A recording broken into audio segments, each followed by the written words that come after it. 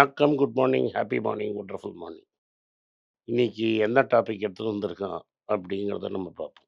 Happy morning sir. ஹேப் எல்லாருக்கும் happy morning happy மார்னிங்டா சொல்லு. Sir. இந்த நிமிஷத்தில் வாழ்கிறது, இன்னைக்கு வாழ்கிறது. ஏன்னா காலையில் எந்திரிச்சுன்னையும் நேற்று நடந்ததை வச்சு தான் இன்றைக்கி நம்ம டேவை வந்து பிளான் பண்ணுறோம். இல்லை நாளைக்கு இது நடக்க போது, அதுக்கு இது செய்யணும் அப்படின்னு சொல்லி டேவை பிளான் பண்ணுறோம். இதெல்லாம் இப்படியெல்லாம் நான் பிளான் பண்ணும்போது இன்னைக்கு என்னோடய லைஃப்பை நான் வாழ்கிறது விட்டுடுறேன் அப்படின்ற மாதிரியே ஒரு ஃபீல் இருக்குது சார். அது நைட்டு தூங்கும்போது பார்த்தா என்னென்னலாம் நான் பண்ணியிருக்கேன்னு பார்த்தோன்னா, நேற்று நான் எதெல்லாம் பண்ணணுமோ அதை பண்ணியிருக்கேன்.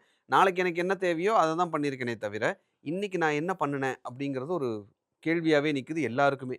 அப்படி கிடையாது. இன்னைக்கு எண்ட் ஆஃப் டேல யூ வில் ரிவ்யூ தி டே. என்ன பண்ண முடிஞ்சது, என்ன பண்ண முடியல, நாளைக்கு என்ன பண்ணணும்னு நீ பிளான் பண்ணுவ. ரைட்டா?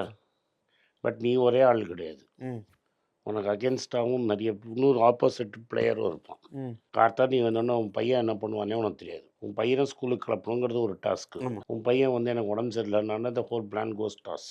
நான் நினச்சது ஒன்று, நடக்கிறது ஒன்று. கேஸ் இல்லைன்னா என்ன ஆகும்? எதிர்பார்க்காத விஷயம். ரைட்டா? ஆமாம். நான் எம் மேக்கிங் வெரி சிம்பிள். புரியுது.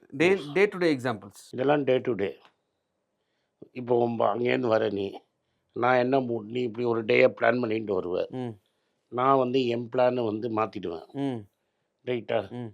அப்போ உன்னோட டேயே காலி. நீ வந்து இதெல்லாம் ஷூட் பண்ணலாம், இந்த டாபிக் பண்ணலாம், இதை எடுத்து இப்படி பண்ணலாம் அப்படிங்கிற ஐடியா போட்டு நீ வருவேன். நான் அதை அப்படியே கம்ப்ளீட்டாக மாற்றிட்டேன்னா ஒன் டே என்ன ஆகும்? ஏன்னா ஒரு ஒரு ஒரு ப்ரீசெட் மைண்டில் வருவோம். ஏன்னா அதை பிளான் பண்ணிட்டு ஒர்க் அவுட் பண்ணிட்டு வருவோம். அதை ஃபர்ஸ்ட்லேருந்து திருப்பி ஒர்க் அவுட் பண்ணணும். அப்போ நான் இல்லைன்னு வச்சுக்கோ, பஸ் என்னை கூப்பிட்டாங்க, நான் நீ வரல அப்படின்ட்டேன்னா நீ என்ன பண்ணுவ? So the whole thing changes. So we plan. அந்த பிளான் நடக்கணும்னு அவசியம் கிடையாது. ஸோ அந்த பிளானை நீ மாற்றிக்கிட்டே இருக்கணும். அந்த பிளான் வந்து உன்னோட லைஃப்பை கோர்ஸே மாற்றிடலாம். நான் டாக்டர் தான் படிக்கணும்னு படிக்கலாம். எனக்கு ஒரு 100 டாக்டர் மிஸ் ஆகிடுச்சு. இன்ஜினியரிங் கிடச்சது, நான் இன்ஜினியரிங் படித்தேன். நான் இன்ஜினியரிங் படிக்காமல் திரும்பி டாக்டருக்காக உட்காந்துட்டே இருக்கணுமா? நான் வாழ்க்கை ஃபுல்லாக டாக்டருக்கு படித்தேன். எனக்கு டாக்டருக்கு பதில் இன்ஜினியரிங் தான் கிடச்சிது. வரதை எடுத்துக்கொண்டு எனக்கு இன்ஜினியரிங்கில் நான் ஃப்யூச்சரில் போகணுமா? இதில் ஒரு பெரிய மனுஷனோட கதையை சொல்கிறேன். ஏர்ஃபோர்ஸ் பைலட் ஆகணுங்கிறது தான் அப்துல் கலாமோட ஆசை. டெல்லி வரைக்கும் போயிட்டார், ஃபெயில் ஆகிட்டார். ரிஷிகேஷில் இவரோட ஆசிரமத்துக்கு போகிறார், சிவானந்தா ஆசிரமுக்கு. சிவானந்தா ஆசிரம் தான் அவர் சொல்லி அனுப்புகிறாரு, life has other plans for யூன்னு. கடைசியில் அவர் வந்து அது விங்ஸ் ஆஃப் ஃபயரில் அவரே எழுதுகிறார். கடைசியில் அவர் வந்து இந்தியாவுக்கு ஒரு பிளெயினே ரெடி பண்ணிட்டார், எல்சிஏ. அதுக்கு ஒரு பெரிய ரோல் ப்ளே பண்ணுறாரு. நான் பிளெயினை பறக்க விடணும்னு நினச்சேன். ஆனால் நான் பிளெயினே பண்ணுற மாதிரி கொண்டு போய் உலகம் என்னை விட்டுடுச்சு. பிளெயினை இயக்கணும்னு நினச்சேன், தயாரிக்க வச்சிருச்சு.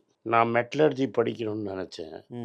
ஆனால் டைரி ஃபார்மிங்க்கு தான் ஸ்காலர்ஷிப் இருக்குதுன்னு என்னை டைரி ஃபார்மிங்க்கு படிக்க அனுப்புகிறாங்க அமெரிக்காவுக்கு.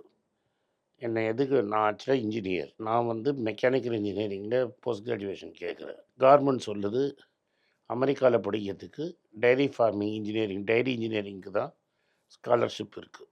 ஏன்னா இந்தியாவில் டைரி மெக்கானிக்ஸ் கிடையாது அப்போது. ஓகே, சரி, வேறு வழி இல்லைன்னு படிக்க போனவர் குரியன், அமுல். சரி, நீ இப்படி கார்மெண்ட்டு கோட்டாவில் வாங்கி படிச்சுட்ட, இந்தியாவுக்கு வந்து ஒரு வருஷம் வேலை செய்யணும். அதுக்காக உன்னை குஜராத்தில் அங்கே அனுப்புகிறாங்க, ஆனந்துக்கு. ஒரு வருஷம் இருந்துட்டு குப்பையை கூட்டிகிட்டு திரும்பி வந்து வேறு கேரியர் பார்க்கலாம் தான் நான் அங்கே போகிறேன். அங்கே போகிறேன்னா ஒரு ஃப்ரீடம் ஃபைட்டர் பார்க்குறேன், திருபுவன்தாஸ் பட்டேல்னு ஒரு ஆளை பார்க்குறேன். அவன் மக்களோட கஷ்டத்தை சொல்கிறான். நான் ஒரு கோஆப்ரேட்டிவ் சொசைட்டி ஆரம்பிக்கிறேன். இன்றைக்கி அது அமுல் ஆகிடுச்சு. ஸோ நான் எதுக்கு இந்த 2-3 எக்ஸாம்பிள் சொல்கிறேன்னா, நீ நினச்சது ஒன்று, உலகம் உன்னை கொண்டு போய் விட்டது ஒன்று. நான் உனக்கு டெய்லி எக்ஸாம்பிளும் சொல்லிட்டேன், பெரிய லெவலில் கேரியர் மாற்றினது லெவல்லையும் சொல்லிட்டேன். இதெல்லாம் டாக்குமெண்டட் ஹிஸ்ட்ரி. அந்த இடத்துல எனக்கு எமோஷன் எப்படி மாறும்னு ஒரு செகண்ட் நான் யோசிச்சு பார்க்குறேன் சார். நீங்கள் சொல்லும்போது இப்போ டக்குன்னு என் பையன் வந்து ஸ்கூலுக்கு வரமாட்டேன், போகமாட்டேன், உடம்பு சரியில்லை அப்படின்னா அந்த இடத்துல என்ன பண்ணுறதுன்னு தெரியாமல் முழிப்போம், இல்லை ஏதாவது கோவம் வரும், அந்த மாதிரி ஏதாவது ஒன்று நடக்கும். வேற இந்த மாதிரி ஒரு கோர்ஸ் சேஞ்ச் நடக்கும்போது அது ஓவர் பீரியட் ஆஃப் டைம் அது ரொம்ப கிராஜுவலாக நடக்குமா? கிராஜுவல் டக்குன்னு நடந்துரும்ல. நீ போறியா இல்லையா, டைரி தான் இருக்குது. ஓகே, அப்போ வந்து ஒரு லைஃப் சேஞ்சிங் டெசிஷனும் இப்படி ஜஸ்ட் லைக் தட் எடுக்கணும். அதாவது எடுத்துட்டேன்னா அதுக்கப்புறம் நோ கமிங் பேக். அதனால தான் சொல்கிறேன், பாஸ்ட்டுங்கிறது முடிஞ்சது.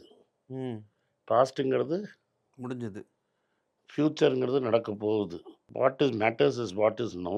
இன்னைக்கு இப்போ ப்ரெசன்ட் அவ்வளோதான். ஃப்யூச்சரில் எனக்கு 1000 பிளான் இருக்கலாம். ம் அந்த 1000 பிளான் எப்படி வேணால் மாறிடலாம். இங்கேருந்து ரூமு விட்டு வெளில பொறுத்த ரூமை எப்படி பிளான் மாறலாம். ம் ம் யாராவது என்னை கூப்பிடலாம், நான் வேற எங்கேயாவது போயிடலாம்.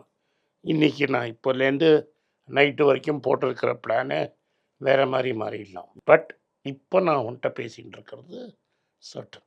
இந்த நிமிஷம். So I should focus on what I'm telling now. Okay sir. But லைஃப்பில் நாம் எடுத்து பார்க்கும்போது இப்போ நான் ஒரு விஷயம் பண்ணுறேன் அப்படின்னா நாளைக்கு இது என்னவா வரும், இல்லை ஒரு வருஷத்துக்கு அப்புறம் என்னவா வருங்கிறத மைண்டில் வச்சுட்டு தானே இந்த டெசிஷனே நான் எடுக்கிறேன். அதெல்லாம் பண்ணவே முடியாது. நீ டென்னிஸாக இருக்கட்டும், கிரிக்கெட்டாக இருக்கட்டும், டு ப்ளே த பாயிண்ட். நீ ஃபுல் மேட்சையும் நினச்சி பார்த்தேன்னா நீ ஜெயிக்கவே முடியாது. எப்படி 2 sets டவுனு மேட்ச் பாயிண்ட்ல நீ எப்படி ஜெயிச்சு வரான்?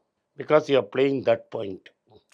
அந்த பாயிண்ட் முடிஞ்சிருச்சுன்னா அந்த பாயிண்ட் ஓவர். கிரிக்கெட்டில் எப்படி சொல்லி தருவாங்கன்னா, ஒரு பால் முடிஞ்சிருச்சுன்னா அந்த பால் ஓவர். அது நல்லா ஆடினேன்னா ஓகே, நல்லா ஆடலையா பீட்டன் ஆயிட்டேன்னா if it plays in my mind அடுத்த பாலுக்கு நான் அப்படியே ஆடுவேன். ஓகே, அந்த சாப்டர் அந்த பாலோட முடிச்சிடணும். அந்த பால் அந்த சாப்டர் அதோட ஓவர். பட் நிறைய பேர் வந்து இந்த ஃபியூச்சர் அண்ட் பாஸ்ட்டுக்குள்ளே சிக்கிட்டு அது 99% அது சிக்கிடுவான். இன்றைக்கி நான் மார்க்கெட்டை பார்க்குறேன். இன்றைக்கி எனக்கு வந்து எவ்வளோ காசு போட முடியும்னு டிசைட் பண்ணுறேன். இதுக்கு இந்த மார்க்கெட்டில் என்ன விழுந்திருக்கு, அதை வாங்கினோமா, வாங்கி போட்டோமா, மூடி போயிட்டே இருக்கு. அந்த பணம் ஜீரோ போனாலும் உனக்கு கவலை கிடையாது. இது நீங்கள் டிஃபன் காஃபி ரேஞ்சுன்னு சொல்கிறது it is a life experience, life exercise. ஆமாங்க, எனக்கு டிஃபன் காஃபி செலவு. நான் போன வாரம் உட்லண்ட்ஸில் எல்லாம் சொன்னேன். ஒரு வாட்டி நம்ம போய் வெளில ஷூட் பண்ணோம். ஆமாங்க சார். நான் ரொம்ப சாப்பிட்றேன்னு தம்பி சொன்னான். அந்த பில்லு உனக்கு ஞாபகம் இருக்கா? அன்றைக்கி கிடையாது. அந்த பில்லு ஞாபகம் இருக்கா? இல்லை சார். ஸோ அதுக்கு ஸ்டாக் வாங்கியிருந்தா அது ஜீரோ ஆனால் உனக்கு என்ன கவலை? வினோத் சார் அந்த டிஃபன் காஃபி இதுதான் டிஃபன் காஃபி ரேஞ்சுன்னு ஃபோட்டோ வேறு எடுத்து இன்ஸ்டாகிராமில் போட்டார். உனக்கு இப்போ நீ ஞாபகம் இல்லை. வினோத் சார் அது போட்டது ஞாபகம் இருக்குது, அந்த போஸ்ட் போட்டது ஞாபகம் இருக்குது, ஆனால் அதில் இருக்கிற அமௌண்ட் எவ்வளோங்கிறது ஞாபகம் இல்லை. அந்த செலவை நம்மளால் அதை ஏற்றுக்க முடியும். அது போனால் பிரச்சனை இல்லை. ஜீரோ போயிடுச்சுன்னு and my stock portfolio goes to zero, it doesn't matter to me. I have played that moment to the best of my ability. அன்னைக்கு அந்த நான் ஏன் 5 தான் வாங்கினேன், ஏன் 5000 வாங்கலைன்னு. என்னால் 5000 லாஸ் தாங்க முடியாது. ஒரு ஷேர் லாஸ் என்னால் தாங்க முடியும். 5000 ஷேர் லாஸ் என்னால் தாங்க முடியாது. Okay sir, fine. So being in the present எவ்வளோ முக்கியம் அப்படிங்கிறது ரொம்ப தெளிவாக சொன்னீங்க. நன்றி சார். நன்றி, வணக்கம். இந்த வீடியோ உங்களுக்கு பிடிச்சிருந்தா இந்த வீடியோ லைக் பண்ணுங்கள், எங்கள் சேனலை சப்ஸ்கிரைப் பண்ணுங்கள், பெல் நோட்டிஃபிகேஷன் தட்டுங்க. இந்த வீடியோ முடிஞ்சால் சொந்தக்காரங்களுக்கும் ஃப்ரெண்ட்ஸுக்கும் அனுப்புங்க. நன்றி, வணக்கம். எல்லாருக்கும் வணக்கம். எல்லாருக்கும் ஒரு இம்பார்ட்டன்ட் அறிவிப்பு. நான் யார்ட்டையுமே பணம் வாங்குறது கிடையாது. நான் யாரையும் டைரெக்டாக கன்சல்ட் பண்ணுறது கிடையாது. என் பேரை சொல்லி நிறைய ஸ்கேம் நடக்குது. டெலிகிராம் குரூப், வாட்ஸ்அப் குரூப்னு. எனக்கு இருக்கிற வாட்ஸ்அப் குரூப்லாம் சும்மா இன்ஃபர்மேஷனுக்கு மட்டும்தான். நான் செபி ரிஜிஸ்டர்ட் அட்வைசர் கிடையாது. நான் சேனல் நடத்துறது எஜுகேஷன் பர்பஸ். அதில் ப்ரைஸே பேச மாட்டேன். இதை வாங்கு அதை வித்துருன்னு சொல்லவும் மாட்டேன். என் பேரை சொல்லி பண்ணுறாங்கன்னா ஏமாந்துடாதீங்க.